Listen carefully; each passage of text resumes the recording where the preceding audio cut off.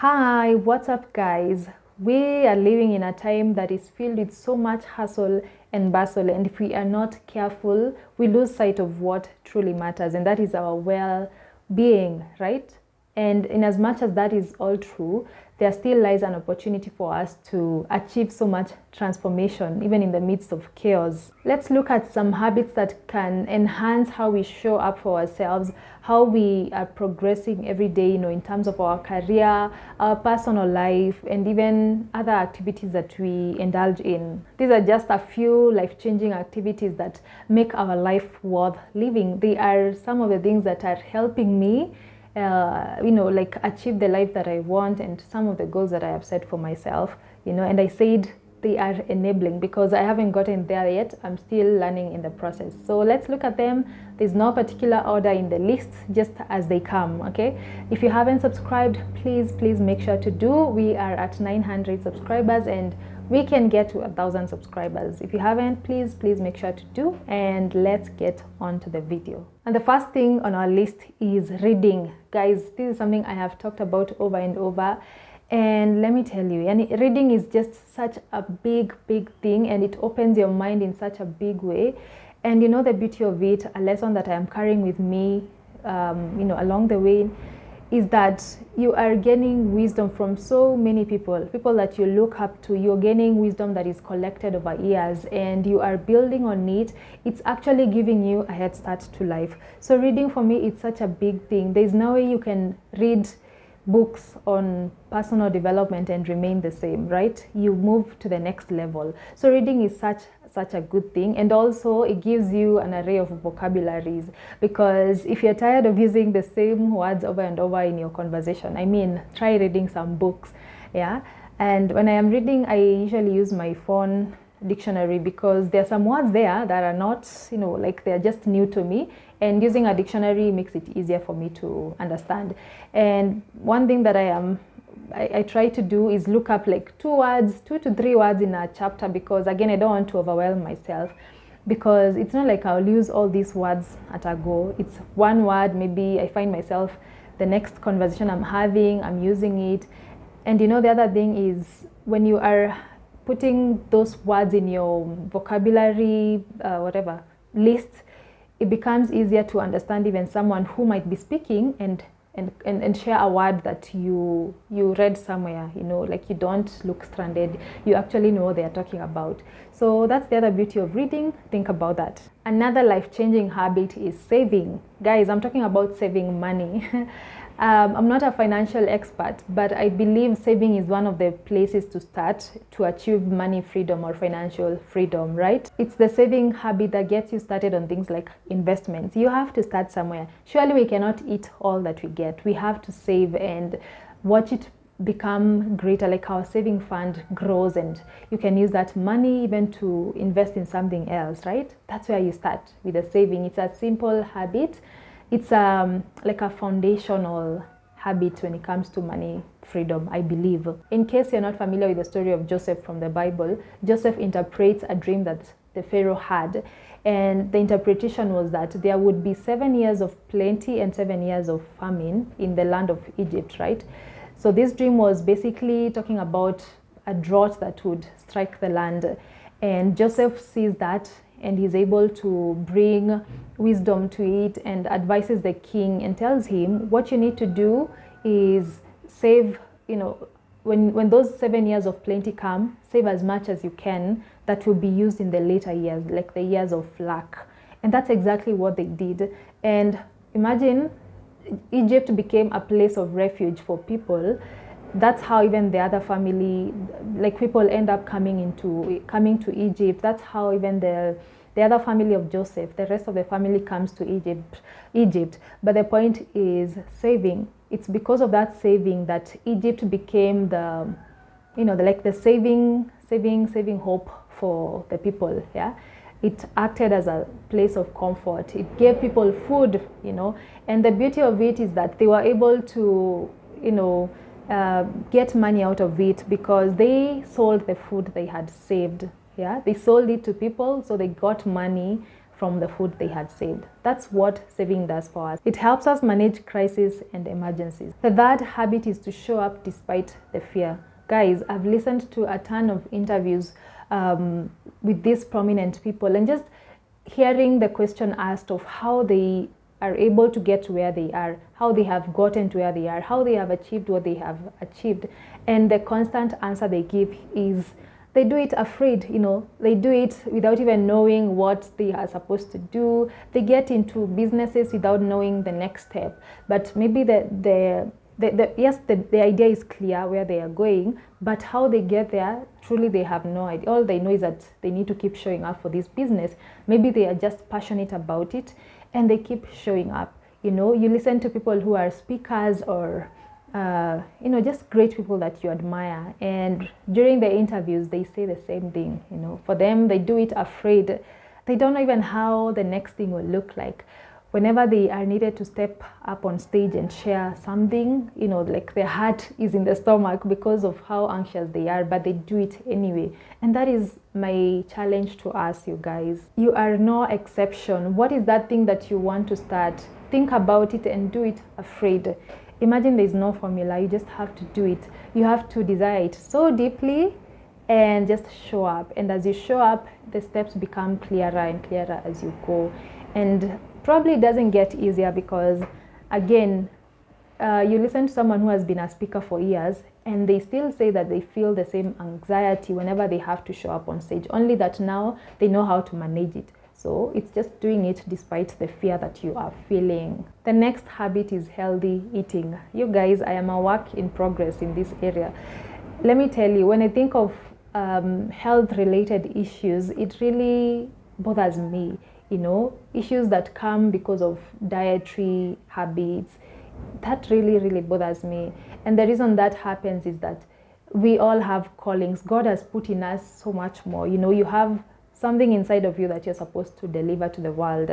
And the vehicle that allows you to give that calling, or rather for the world to see what's inside of you, that vehicle is your body, And how sad it is that we can allow lousy eating habits to come in the way of what God has put in us and the world being blessed by our greatness. That's so sad, right?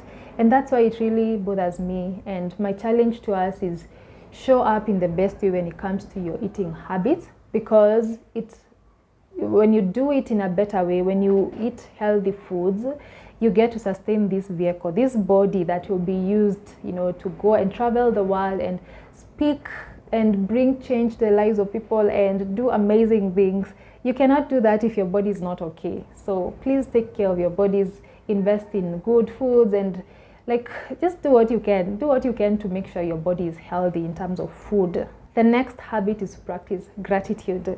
I think practicing gratitude is more for you than even for others. It's what it does in the inside of you. I want to be very conscious of when I express gratitude so that it's just not empty words, right? Gratitude will help you appreciate the things that you have, as small as they are. And small is relative. What you see as small could be someone else's dream. So get to appreciate those things that you have through gratitude. And in fact, I am challenging you to have a gratitude list. Try write gratitude lists every now and then, especially when you're feeling discouraged, when you're feeling like you don't have anything to live for. Get your journal, get a paper and a pen, and write things that you are grateful for. You'll be surprised, you have so much, right? So much, guys, so much to be grateful for. And the other thing is that you leave that place feeling so refreshed and having strength to face whatever the day brings. Limit your screen time. This one is safeguarding your physical and even your mental health, guys. There are many health issues that have been linked to excessive exposure to the screen, eye issues, headaches. This one I have experienced myself. Disrupted sleep patterns. Listen to this one, increased even risk for obesity and cardiovascular diseases. Guys, this one is even scary. I think that the reason why that happens is when you are on your phone or the laptop or even on the screen, like the TV, you want the environment around you to be suited to facilitate you to continue watching your whatever you're watching, right? You want everything to work like in favor of that. So that means you'll have food around you, food that is not healthy, because like you don't even have the time to go and make the food. Yeah, food that is not healthy, and then you'll be seated for long hours, guys, and this is so dangerous for your body. That's my theory. That's how all those cardiovascular issues come about. So if you have an explanation to that, please type on the comment section and let us know. But yeah, there's that is associated to excessive exposure to your screen. I remember there was a time I experienced a lot of anxiety because of like notifications from my phone, and I had to turn off the notifications. And this one has been pure bliss ever since that happened. It has been so good for me. I think I've shared in a video on this channel. And the other scary thing that is happening is that kids are being brought up like on the screen, and I think this is scary because like they don't have social connection anymore. It takes away from that social connection, because you realize that people are even more connected to people online than the real people. When you get around people, you become, it's very awkward for you. You don't even know how to deal with people. You don't know, you get social anxiety. Guys, that is scary if you think about it. Yeah, and I think parents have even a greater responsibility to bring up kids so that they are social and try to limit screen time for them. That's my opinion. So that's one of the habits that we can start practicing today that is gonna change your life for better. The next habit is continuous learning, and this is a no-brainer. The world is moving at such a high pace in terms of advancements in technology. Like a lot of things are changing. And it's scary that some people have not embraced that change. For them, they are stuck on the analog era, and it can be overwhelming, to take in all of these changes that are happening. But you can start with the simple things like, reading. Just read and see what change has happened. And I know there are so many technology-based blogs that you can subscribe to their newsletters and just get notified on different things that are happening, so that at least you are somewhere. I'm not saying like go all out and subscribe to every online platform. I mean, that can be so overwhelming, guys. Hey, I'm just saying, look at the things, look at the small things, see how they affect your studies, see how they affect your business, see the changes that are happening that you can take advantage of, that will even make you more efficient in the way that you deliver to your clients. Don't like kill yourself. Don't kill yourself with all these things that are changing. Just see what affects you. At least be aware of them. Be aware of the things that are happening, even if you won't implement them. Make sense? And it's highly likely that we are not going backward to the analog era anytime soon. At least I don't think it's gonna happen. So the sooner you start embracing these changes, the better it becomes for you, the easier it becomes for you. Setting boundaries is the next thing. And setting boundaries is a way of preserving or protecting our peace. You are not the same person you were 15 years ago, and that means your perspectives have changed, your circle of friends has changed, your friendships, different things have changed about you, right? I remember there's a time I hung out with someone that I was a friend with in uni, and honestly, they started saying such hurtful things, like through their comments. They would throw words here and there that would be like, wow, is that necessary? And I knew that for me to be okay, for me to preserve my peace of mind, I have to set boundaries. I have to try and avoid being in those environments with such people, or rather figuring out how I can deal with such things, because we are not the same people. For them it's different how they see things, and that's okay, because again, change is inevitable. So to avoid getting bothered by such things, I mean, what boundaries have you put in place that govern your career, that govern your friendships, your family? These are things to think about, and be aware of those limits, because then it informs the decisions you make when those limits are crossed. Schedule some me time. Me time is so good because you get to reflect on things that have happened, where you want to go. You think about so many things during that time. Self-awareness comes as a result of that reflection, of spending time alone thinking about things. That's how you become more self-aware, right? Me time is taking time to love on yourself and recollect yourself. Take time and go for that massage that you've been wanting to. If you are into solo trip and those kind of things, or don't mind it, I mean, that's a perfect opportunity for you to just have time for yourself. If me time is reading a book or just being alone with your thoughts, by all means, do that. I have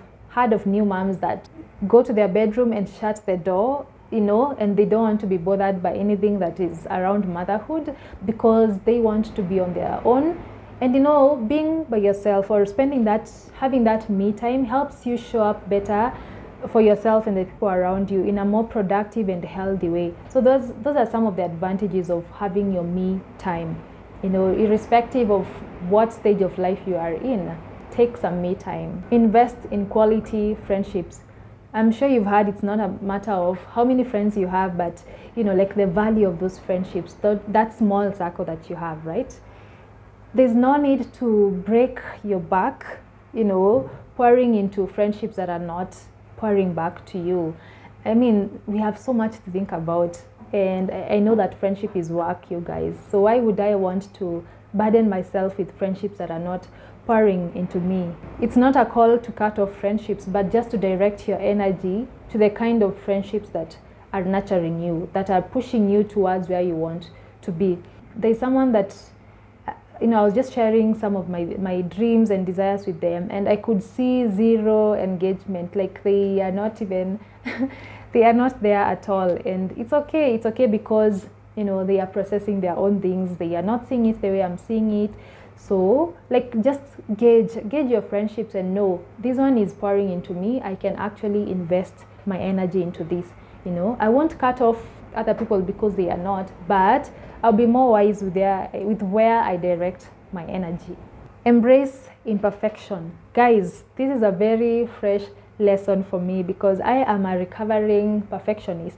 I am the kind of person who wanted things to be where they are, at the right time, everything to just be in order, and truth be told, I still do. But my greatest lesson is that perfectionism will slow you down, and here is why. You have to be okay with learning things along the way. You have to be okay with picking some lessons along the way, because if you are doing something like business and you're waiting for everything to be perfect so that you can launch it, let me tell you, you will miss out on so many opportunities and even ideas to grow. Yeah, as long as you have the basics, the bare minimums of the business to run set, please launch it and just learn as you go, pick lessons as you go, because some of those lessons and the keys that can push it to the next level are in the hands of the people that might be your future partners and buyers. But as long as they can't see what you're doing, then those lessons stay with them and those keys are with them. You don't get to advance your business because you're not sharing it. So if you are that kind of person, please, I strongly recommend push through that imperfectionism and just do things and start things, launch things. Don't wait for it to be 100 for you to do it, because you'll miss out on so many opportunities. Those are the lessons that I have for you guys. Those are the habits that you can start doing today that will change your life greatly. More of that coming soon in the next episode, as we look at some of the self-care habits we can get into for everyone who is in their 30s. I just got into my 30s, so I need every lesson I can get so that I can live a better life. Thank you for watching. Give this video a thumbs up, and please share with your friends that will benefit a ton from them. Thank you, and see you in the next one. Bye.